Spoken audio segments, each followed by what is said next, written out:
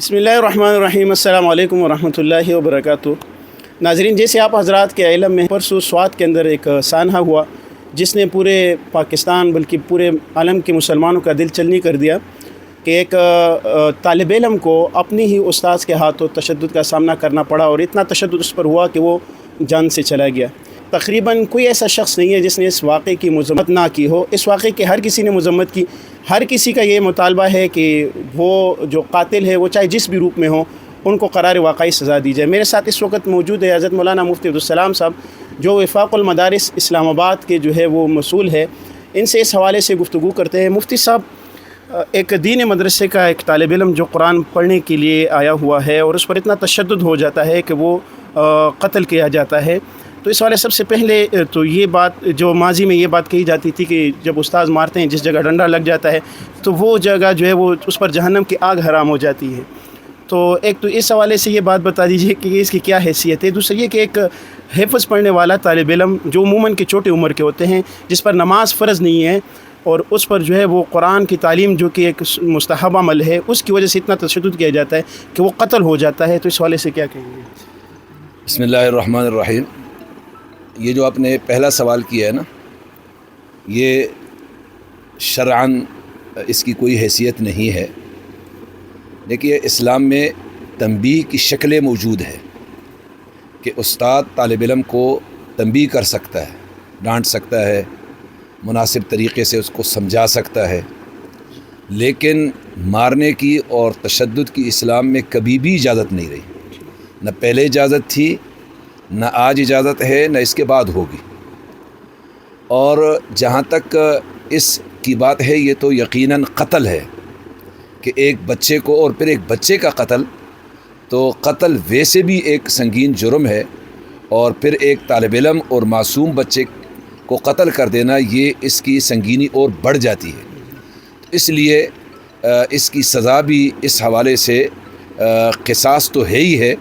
लेकिन यह है कि उनको इसके साथ ऐसी ताज़ीरात को भी सामना करना चाहिए जिसकी वजह से आइंदा कोई इस वाक़े का पुरज़ोर मज़म्मत करते हैं और मुतासर ख़ानदान के साथ हम खड़े हैं और रियासत से मुतालबा है कि ये जो दरिंदा है जिसने ये जुल्म किया है उसको सरेआम फांसी दिया जाए। देखें, जो आदमी ये कहता है कि मैं कुरान पढ़ाता हूँ, हदीस पढ़ाता हूँ और मैं मुअल्लिम हूँ, तो सबसे बड़े मुअल्लिम अल्लाह के रसूल सल्लल्लाहु अलैहि वसल्लम है। कुरान मजीद में अल्लाह करीम ने हुज़ूर अकरम सल्लल्लाहु अलैहि वसल्लम के जो सिफ़ात बयान फरमाए हैं, उसमें एक ये अल्लाह ने बयान फरमाया है, वलौ कुन्त फ़ज़्ज़न ग़लीज़ल क़ल्बि लन्फ़ज़्ज़ू मिन हौलिक। अगर आप सख़त दिल वाले होते, सख़त आपकी ज़बान होती, तो जो सहाबा आपके इर्द गिर्द बैठे हैं ये सब के सब भाग जाते। लेकिन आप तो प्यार करने वाले हैं, मोहब्बत करने वाले हैं, अखलाक के मालिक हैं, इसलिए ये हज़रात दूर दराज से आकर आपसे पढ़ते हैं। और फिर जो भी आया तो अल्लाह के रसूल सल्लल्लाहु अलैहि वसल्लम का दामन छोड़ कर के वो भागा नहीं है। हुज़ूर अकरम सल्लल्लाहु अलैहि वसल्लम के मजलिस में एक साहिब आए और अल्लाह के नबी सल्लल्लाहु अलैहि वसल्लम वो वाज़ और नसीहत फरमा रहे, और उसी मजलिस में बैठ कर के, मस्जिद नबवी में बैठ कर के उसने पेशाब किया। साहबा ने कहा पेशाब मत करो, ये मस्जिद है। अल्लाह के नबी ने कहा इसको मत रोको। पेशाब से फारिग हुआ, फिर अल्लाह के महबूब ने उसको समझाया और वहाँ से जो वो चले गए तो अपने कबीले के तमाम लोगों को जमा करके कहा कि इतने बड़े अखलाक के मालिक है और इतने बड़े शख्सियत है कि मैंने उस मजलिस में पेशाब की जहाँ जिब्रील अमीन भी इजाज़त के बग़ैर नहीं आता, लेकिन मुझे कुछ नहीं कहा। 250 के लोगों को, ख़ानदान के लोगों को लेकर आए और उन्होंने इस्लाम कबूल किया। एक साहिब ने आकर ज़िना की इजाज़त मांगी, आपने बड़े प्यार और मोहब्बत से उसको समझाया। तो एक मुअल्लिम में ये सिफ़ात होनी चाहिए। हमारे जो अकाबिर है, असलाफ़ है, अगर आप उनको देख ले तो उनके पढ़ाने में मार पीट का कोई तस्वर नहीं है, बल्कि अगर तालिब इल्म को सबक याद नहीं है तो हमारे अकाबिर रातों को उठ करके उसके लिए दुआ क्या करते थे कि अल्लाह इसको सबक याद नहीं है, मैं इसके साथ मेहनत कर रहा हूँ और ये भी मेहनत कर रहा है, लेकिन मेरा अल्लाह इसके दिल में कुरान मजीद महफूज फरमा दे। तो मार और पीट का तो तस्वर इस्लाम में नहीं है। ये कोई दरिंदा था और हमें वफ़ाक़ुल मदारिस अकाबिर और असलाफ़ इस चीज़ से रोकता है कि मारना नहीं है बच्चे को, जिस्मानी सज़ा नहीं देना है। तो पता नहीं ये कहाँ से आया था, हम इसकी मज़म्मत करते हैं और इसको सरेआम फांसी दिया जाए। जी रमानी साहिब, आपका बहुत शुक्रिया। आप हमेशा सोसाइटी में, समाज में, मुआशरती ज़िंदगी में कोई करंट इशू, कोई ऐसा वाक़या जब रोनमा होता है تو اس میں آپ سب سے آگے ہوتے ہیں۔ سوات یقیناً ہمارے ملک پاکستان کا ایک خوبصورت شہر ہے اور اس کو سوئٹزرلینڈ کہا جاتا ہے، اور یہ سیاحین کا مرکز بھی ہے اور مرکز رہا بھی ہے۔ اس سے پہلے بھی وہاں ایک واقعہ ہوا کہ وہ جو لوگ دریا کے اندر پھنس گئے پانی میں، اور سرحد یا کے پی کے حکومت وقت نے بر وقت ان کی مدد نہیں کی، تو اس کی بھی ہم انتہائی مذمت کرتے ہیں اور اس سے پہلے بھی مذمت کر چکے ہیں، چونکہ وہ بھی لوگ تھے اور وہ باہر سے آئے ہوئے تھے، گویا کہ وہ اہل کے پی کے خیبر پختونخوا کے وہ مہمان لوگ تھے۔ تو حکومت وقت کو یا وہاں جو با اختیار ادارے ہیں، اگر وہ وسائل استعمال کر لیتے تو ان کی جانیں بچ سکتی تھی۔ اسی طریقے سے یہ 2-4 دن پہلے جو واقعہ ہوا تو ہمارے اکابر نے، اہل علم حضرات نے، سب نے اس بات کی مذمت کی ہے، اور میرے محترم کوئی بھی شخص جو ایک درد دل رکھتا ہو وہ اس بات کی حمایت نہیں کر سکتا کہ کسی شخص کی جان لی جائے۔ وَمَن يَقْتُلْ مُؤْمِنًا مُتَعَمِّدًا فَجَزَاؤُهُ جَهَنَّمُ خَالِدًا فِيهَا۔ اور ایک یہ بھی ہے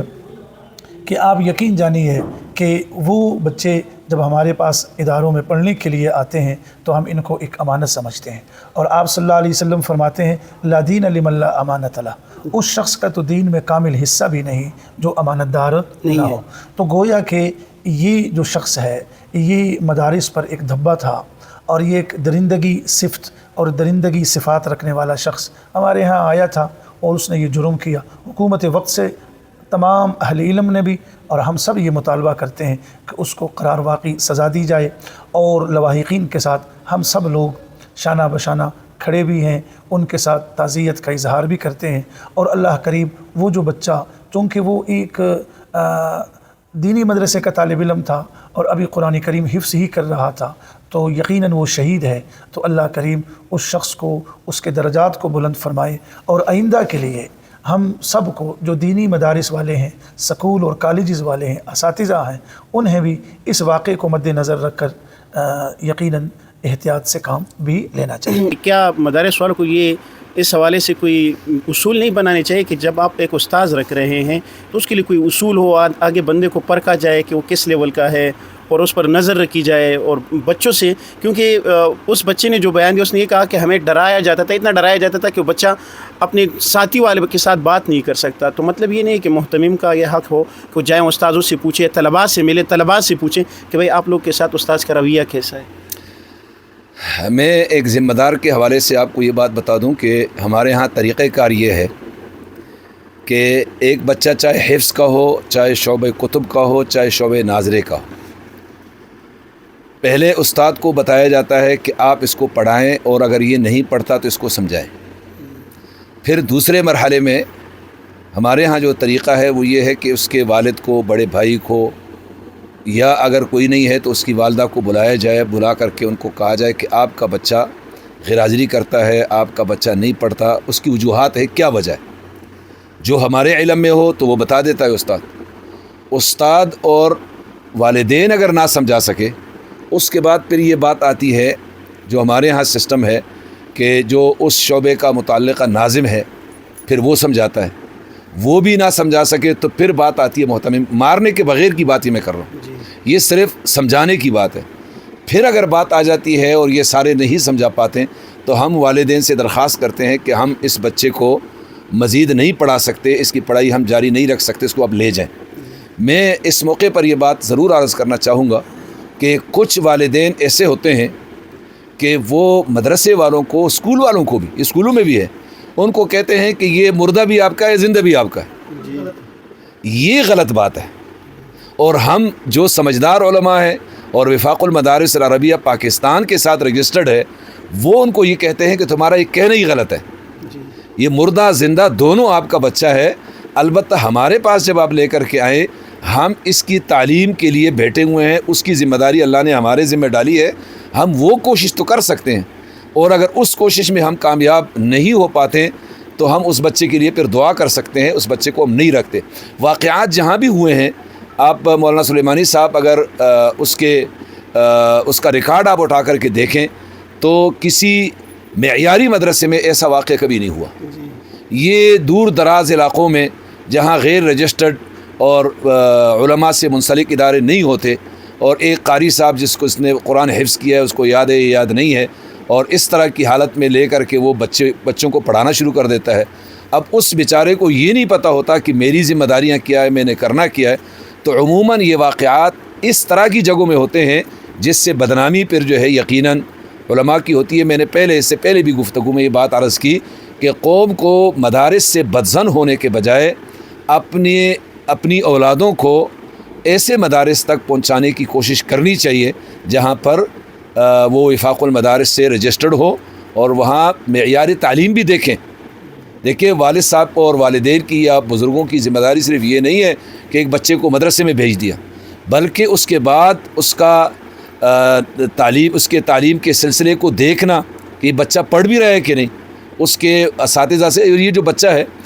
یہاں تو میں سمجھتا ہوں کہ اس کے والدین نے تو ذمہ داری پوری نہیں، انہوں نے ذمہ داری اس حد تک پوری کی ہے کہ وہ جو اس کا والد سعودی عرب سے آیا وہ کہتا ہے کہ میں واٹس ایپ کے ساتھ ان کے رابطے میں تھا، سارا کچھ تھا۔ یہاں تو یہ لوگ اب کیوں اس طرح مار پیٹ کرتے تھے، اس کی کوئی وجہ میں جتنا بھی تک میں نے انٹرویو دیکھے ہیں، حالات دیکھے ہیں، سمجھ نہیں آئی کہ آیا یہ ان کا مستقل یہی طریقہ تھا، اور یا یہ ہے کہ اس بچے کے ساتھ جو ہے تشدد کی کوئی صورت آئی ہے۔ کچھ باتیں ایسی آئی ہے کہ وہ مارتے تھے بچوں کو، لیکن وہ اتنی مار کی اب تک جو ہے، اس کو تو کافی سال ہو چکے اس ادارے کو، لیکن ایسی کوئی صورت پیش نہیں آئی۔ تو اب یہ واقعہ کیسے ہوا اور کیا ہوا، بہرحال اس کی انویسٹیگیشن ہونی چاہیے۔ دیکھیں، اس میں تو ریاست کی بھی ذمہ داری بنتی ہے کہ ایسے قوانین بنا دیا جائے کہ جہاں پہ بچوں کو سزا نہ دیا جائے۔ پھر جو ادارہ ہے، مدرسہ ہے، دینی ادارہ ہے، اسکول ہے، کالج ہے، یونیورسٹی ہے، وہاں پہ ادارے کی طرف سے بھی ایسے قوانین بننی چاہیے، ان کا دیا جائے اور قانون کے حوالے کیا جائے۔ جی، مدارس کی ذمہ داری تو یقیناً بہت بڑی بنتی ہے کہ ایسے لوگوں کو رجسٹر نہ کیا جائے اور ایسے لوگوں کو اپنے ہاں پناہ نہ دی جائے۔ اور جیسے ابھی ہم مدارس والے کھل کر، اگر وہ غلطی ہو تو جیسے ہم کھل کر، یہ موم بتی مافیا والے کبھی اپنی غلطی بھی نہیں جانتے، لیکن ہم لوگ کھل کر اس بات کا اظہار کر رہے ہیں کہ وہ شخص غلطی پر تھا اور اس کو قرار واقعی سزا دی جائے، اور حکومت وقت کو چاہیے کہ دن تو چھوڑیے کہ رات کے وقت میں بھی اس کو گرفتار کریں، سر جوڑ کر بیٹھنا چاہیے اور حکمت عملی کو وضع کریں کوئی۔ اور اسی طریقے سے جس شخص کو آپ اپنے ہاں رکھ رہے ہیں بحیثیت استاد، اس کی جانچ پڑتال بھی ہو، تعلیمی اعتبار سے بھی اس کا تجربہ دیکھا جائے، اور آیا وہ طلباء کے احساسات کو سمجھتا ہے یا نہیں سمجھتا۔ تو یہ چیزیں بھی بہت ضروری۔ والدین کی کمزوری نہیں ہے کہ بچوں کو مدرسہ بھیج دیتے ہیں اور پھر پوچھتے نہیں ہیں کہ بھئی بچہ کس سال میں ہے، کس سال میں۔ یہ بہت بڑی کمزوری ہے، پاکستان میں بہت بڑی کمزوری ہے، یہ اسکولوں میں بھی ہے، کالجوں میں بھی ہے، اور یہ مدارس میں بھی ہے کہ ہم بچے بھیجتے ہیں اور اس کے بعد بچوں کا پوچھتے نہیں ہے کہ یہ پڑھ رہے ہیں یا نہیں پڑھ رہے۔ مثلا ایک بچہ وہ ایک مدرسے میں چلا گیا، معیاری مدرسوں میں تو طریقہ کار یہ ہے کہ اگر میں اپنی بات بتاؤں، ہم یہ کرتے ہیں کہ 3 مہینے ایک استاد کو کہتے ہیں اس بچے کو دیکھ لو یہ حافظ بن سکتا ہے یا نہیں۔ اگر بن سکتا ہے تو ہم اس کے والدین کو بتا دیتے ہیں ہاں یہ بن سکتا ہے 1 سال میں، 2 میں، 3 میں۔ اور اگر اس کی ذہنی سطح اور اس کا حافظہ وہ اس معیار کا نہیں ہے تو ہم 1-2 مہینے، اس کو ہم آزمائشی مہینے کہتے ہیں، اس کے بعد اس کے والدین کو بلا کر کہہ دیتے یہ بچہ حافظ نہیں بن سکتا۔ اب مزید آپ اس کو کیا پڑھائیں گے، ہم اس کو مشورہ ضرور دیتے ہیں، بلکہ داخلوں کے دنوں میں میرا پورا وقت اسی میں گزرتا ہے کہ لوگوں کو صحیح مشورے دیے جائیں۔ دیکھیں، میں سمجھتا ہوں کہ بر صغیر و پاک اور ہند میں نہیں بلکہ پوری دنیا میں مدارس کا ایک کردار ہے۔ اب جب مدارس میں یہ اسکول کا سلسلہ، عصری علوم کا سلسلہ شروع ہوا ہے تو پنجاب کے 9 بورڈوں میں سے 8 بورڈ میں مدارس کے طلباء نے پوزیشن لیا ہے، تو مدارس کا بہت بڑا کردار ہے۔ بسا اوقات بعض جگہوں پہ ایسے واقعات رونما ہوا ہے، لیکن اس میں مدارس کا میں سمجھتا ہوں قصور نہیں ہے، بلکہ اس ظالم کا قصور ہے جس کی تربیت نہیں ہوا ہے، اور اس حوالے سے اساتذہ اکرام کی تربیت ہونی چاہیے۔ ایک بچہ جب کہیں بھی ہو، چاہے وہ اسکول کا طالب علم ہے یا مدرسے کا طالب علم ہے، اس میں کردار جہاں استاذ کا ہوتا ہے وہاں ماں باپ کا بھی ہے کہ وہ بھی مدرسے کے ساتھ اسکول والوں کے ساتھ ربط رکھیں، وہ اپنے گھر میں ایک ڈائری رکھیں، اس ڈائری کے اندر اپنے بیٹے کو بتائیں کہ آج 1 تاریخ کو یہاں تک آپ پڑھ چکے ہیں، اب آئندہ 1 تک آپ کو یہاں تک جانا چاہیے۔ پھر ہمارے یہاں بھی کئی مرتبہ ایسے بھی ہوا، میرے اپنے ادارے میں ایک مرتبہ ایک شخص آیا اور میں اس سے ملا تو میں نے کہا، وہ سبزی والا ہے ابھی بھی ہے محلے میں، تو میں نے اس کو کہا خیریت سے آپ اوپر آئے؟ اس نے کہا میں خیریت سے نہیں، میرے بیٹے نے آپ کے ہاں حفظ کیا ہے، میں اوپر آیا ہوں اور آج تکمیل حفظ قرآن کی تقریب ہے، میں اس میں شریک ہونے کے لیے آیا ہوں۔ یعنی مطلب جب سے اس نے بچے کو ہمارے پاس چھوڑا تو ایک دن بھی وہ ہمارے ادارے میں نہیں آیا، اور میں سبزی اس سے روزانہ لیتا رہا ہوں اور اب بھی لے رہا ہوں۔ تو میرا مطلب یہ ہے کہ جو والدین ہیں، جو بچوں کے سرپرست حضرات ہیں، وہ بھی ان ذمہ داریوں کو نبھائیں۔ دیکھیے اسکول بعض اوقات یہ لوگ کالج میں اور اسکول میں بچوں کو خود نہیں لے کر جاتے تو بچے اسکول سے پارکوں میں اور کہاں سے کہاں چلے جاتے ہیں، اسی طریقے سے وہ آئس پر اور نشہ آور چیزوں پر لگ جاتے ہیں۔ اس کی بنیادی وجہ یہ ہے کہ ماں باپ جب پیچھا